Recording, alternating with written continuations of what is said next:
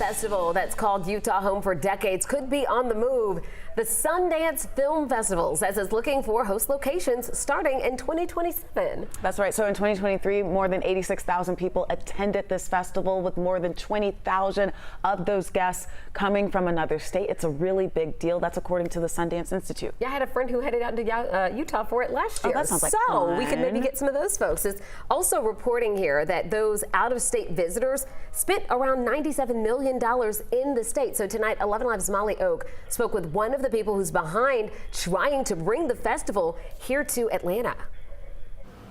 If you've ever walked inside a movie theater and questioned what you're going to choose to watch, the walls inside the Plaza Theater serve as some inspiration, while the owner is trying to inspire people in the city to push for a new festival. You know, we can do this.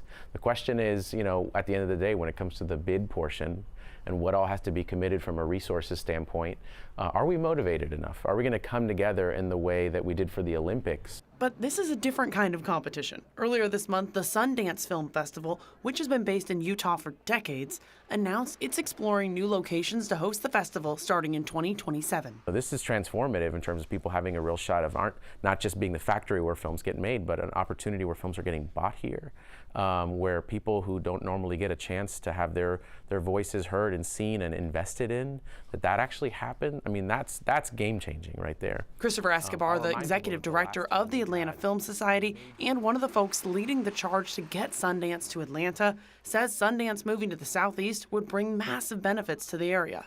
Even if you don't care about film at all, I mean, we're talking about well over hundreds of millions of dollars of economic impact for one, right? Really positive spends on hotels and restaurants and, you know, all that kind of stuff, right? So that's huge. That's jobs, right? The question is, does Atlanta stand a chance to get picked? I think it's up to us on what kind of chance we have, how much we come together, how much we're willing to put on the line, how badly we want it. I think if it's enough, I think no one else stands a chance, but it's up to us. In Atlanta, Molly Oak, 11 Alive News. Yeah, Escobar says that they will find out next week if Atlanta makes it to the next round for consideration here. He says late this year or early next year is when we will learn where the 2027 festival will be held.